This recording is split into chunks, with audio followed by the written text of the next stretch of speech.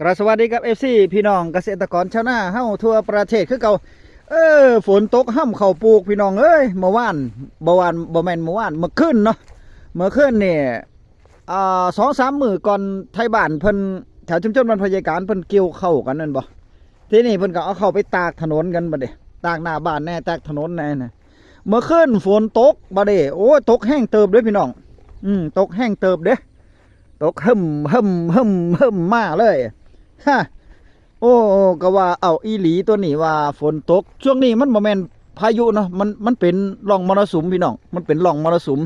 ที่พัดผ่านมากดลงมาลดต่ำลงมาเนาะครับเนาะหนาวก็หนาวได้มานี่เมื่อวานจะเป็นจังใด เนี่ยเพิ่นเอิ้นว่าลมหัวออกแล้วลมหัวออกแล้วปลายฝนต้นหนาว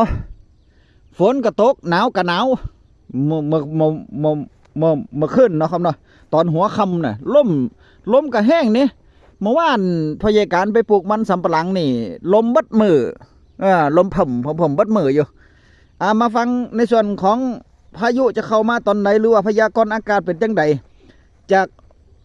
พยากรณ์อากาศสาวสวยพี่น้อง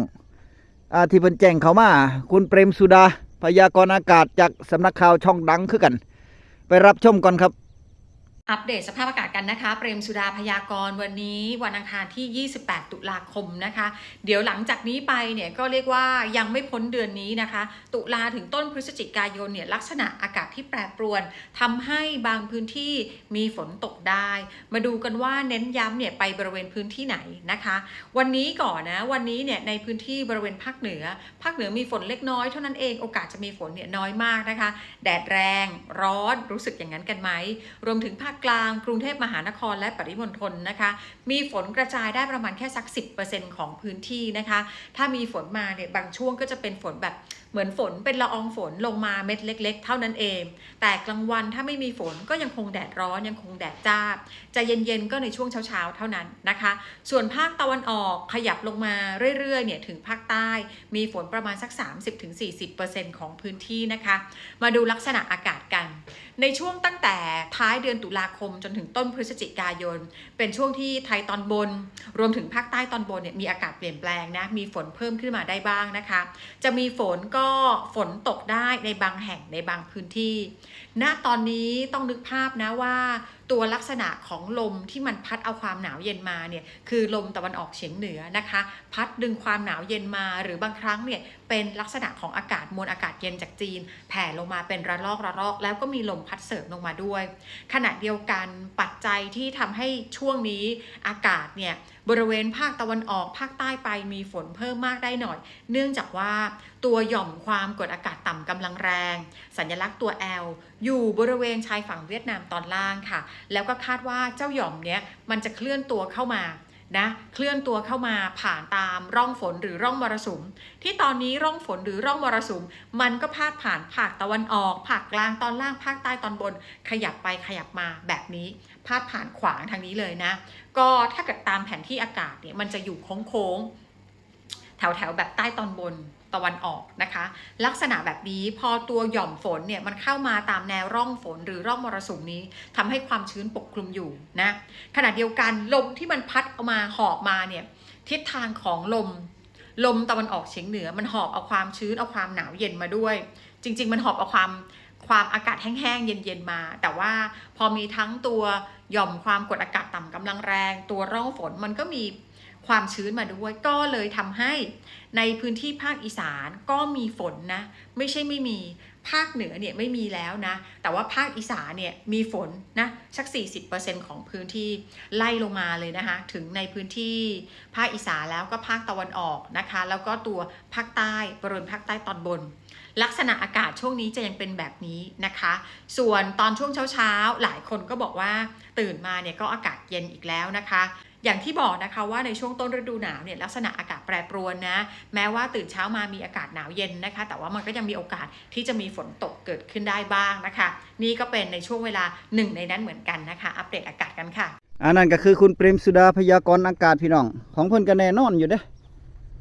ของเพิ่นก็แน่นอนอยู่ภาคอีสานเฮานี่มีฝน 40%เมื่อวานก็เมื่อคืนก็ตกเป็นที่เรียบร้อยแล้วก็ถือว่าแห้งเติบเนาะเมื่อวานนี่ก็คือ ตอนเช้ามานี่ก็บล็อกปอกแป๊กบล็อกปอกแป๊กอยู่เด้แต่ว่ามันตกบ่แห้งมาตกแห้งมาขึ้นนี่ล่ะมาตกแห้งมาขึ้นนี่ล่ะแห้งเติบเนี่ยเพิ่นเอิ้นว่าฝนทำข้าวเจ้าดอบ่ฝนทำข้าวเจ้าดอเนี่ยออกพรรษามาแล้วมันแต่ว่ามันก็เป็นปรากฏการณ์สุปีหั่นล่ะเนาะฝนมันจะตกสุปีน่ะพอเกี่ยวข้าวเจ้าดอนี่ก็ห้ำข้าวเจ้าดอเวลาเขาตากหยังนี่ก็ฝนตกห้ำบ่นี่ก็เบิ่งเอาเด้อพี่น้องเด้อ ว่าของพญาการข้าวเจ้าดอพญาการกับบ่ทันได้เกี่ยวดอกพูดกำลังจะเหลืองกำลังจะสุกแต่ว่ายังบ่พอเกี่ยวพูดมันจะเกี่ยวได้กับประมาณต้นเดือนพฤศจิกาก็พอดีครับ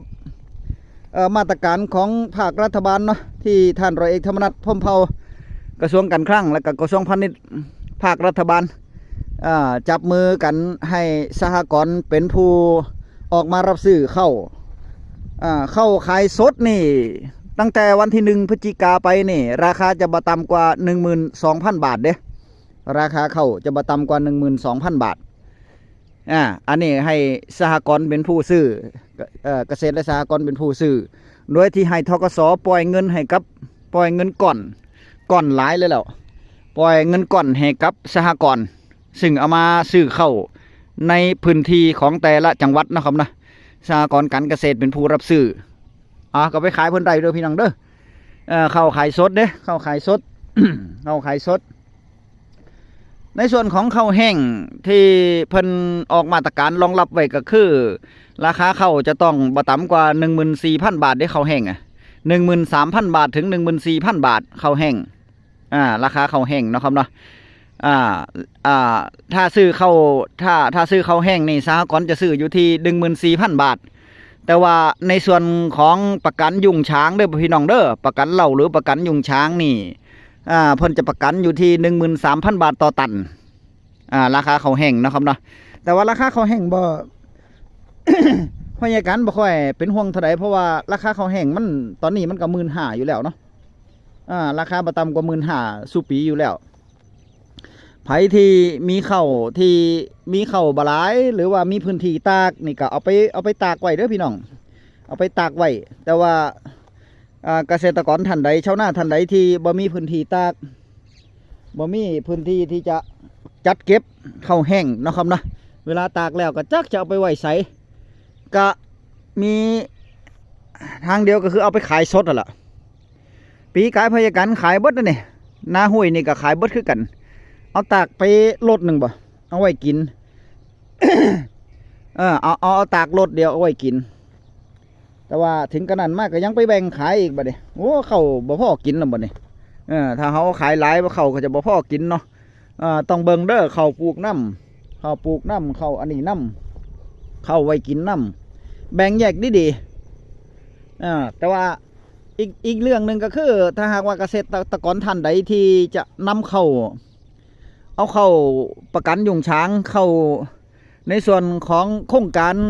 ประกันยุงช้างหรือว่าจำนำเหล้านี่ก็ตากเข้าไว้หลายๆนะเข้าเฮานี่อย่าไปขายสดตากเข้าไว้ให้เบิดตากเข้าเรียบร้อยแล้วก็ เอาไว้ในเหล้าในชั้นให้มันเรียบร้อยมีประตูมีประตังมีรอบรั้วขอบชิดมีเฮ็ดกำแพงให้มันเฮ็ดอ้อมเหล้าให้มันพี่น้องเพราะว่ามันจะได้บ่ต้องยุ่งยากในการวัดเหล้าเนาะธกสจะได้บ่ต้องมาตำหนิติฉินอีกเฮาก็มาวัดเหล้าจากนั้นเฮาก็ไปเข้ามาตรการในการวัดเหล้าก็เขาพี่น้องอันนั้นก็จะได้ตันละ 1,500 บาทอยู่ได้เงินจากที่เฮาเข้ากลุ่มชมรมน่ะกลุ่มโครงการนี่นะครับเนาะได้ตันละ 1,500 บาทถ้าเฮาบ่มีหม้องไว้ก็ไปไว้กับสหกรณ์เฮาได้500แต่ว่าสหกรณ์จะได้ 1,000 เด้ทางที่ดีนี่เฮ็ดเหล้าเฮ็ดหยังก็ได้แต่ว่าเห็นชุมชนบ้านพญาการนี่เพิ่นก็เฮ็ดแบบง่ายๆอยู่เด้บางคนมันก็เอาเขาไปกองไว้แล้วก็ตั้งเสาใต้ถุนบ้านมาก็เอาสังกะสีไปตีอ้อมไว้ตีแอมไว้ตีอ้อมไว้นะครับเนาะก็อีกท่านหนึงก็เอาไว้ตั้งไม้ขึ้นเอาไปไว้ในห้องรถบัดนี้เพิ่นก็เอาผ้าแยงสีดำน่ะผ้าแยงดำน่ะเอามาแอมไว้บัดนี้เอามาคุ้มมาแอมไว้นะครับนะแต่ว่าต้องให้มันต้องให้มี แนวกั้นได้พี่น้องต้องให้มีแนวกั้นนะครับนะมันถึงจะเป็นเหล่าเป็นซ่านได้ ขอโทษด้วยครับมาแมนว่าเอาไปไว้ในครัวแล้วก็ให้เพิ่นมาถ่ายจังสี่เนี่ยกองอายุอาญาอยู่ให้เพิ่นมาถ่ายเพิ่นจะบ่เอาได้แบบนั้นนะครับนะเฮ็ดดีแต่ว่าของพยาการก็มีเหล่ามีซ่านอยู่แต่ว่าบ่ได้เฮ็ดบ่ได้เข้ากลุ่มวัดเหล่าก็เขาบ่นี่บ่ได้วัดเหล่าก็เขาบ่ได้วัดเหล่าวัดซ่านก็เขาเพราะว่าปีกายพยาการก็ขายสดนะครับเนาะขายสดเก็บไว้แต่เข้ากินนั่นแหละเก็บไว้แต่เข้ากินสรุปก็คือในส่วนของฟ้าฝนพี่น้องช่วงนี้เป็นร่องมรสุมนะครับเนาะภาคอีสานเฮาก็จะมีฝนอยู่ประมาณ 40%มีโอกาสที่ฝนจะตกอยู่ปลูกมันสำปะหลังนี่พอดีแต่ว่าเก็บเกี่ยวข้าวเจ้าดอหรือว่าช่วงนี้เก็บเกี่ยวข้าวกะเบิ่งดีๆเด้อถ้าเฮาขายสดนี่บ่มีปัญหาดอกถ้าเฮาบ่ตากเนาะถ้าเฮาจะตากก็หาผ้าหาหยังไปไว้คลุมน้ำหาผ้าหาหยังไปไว้คลุมน้ำถ้าฝนตกใส่มันเข้ามันจะมุนเนาะเขานะมันแซ่น้ำแต่ว่าตกก็ตกบ่หลายดอกช่วงนี้ฝนน่ะตกก็ตกบ่หลายดอก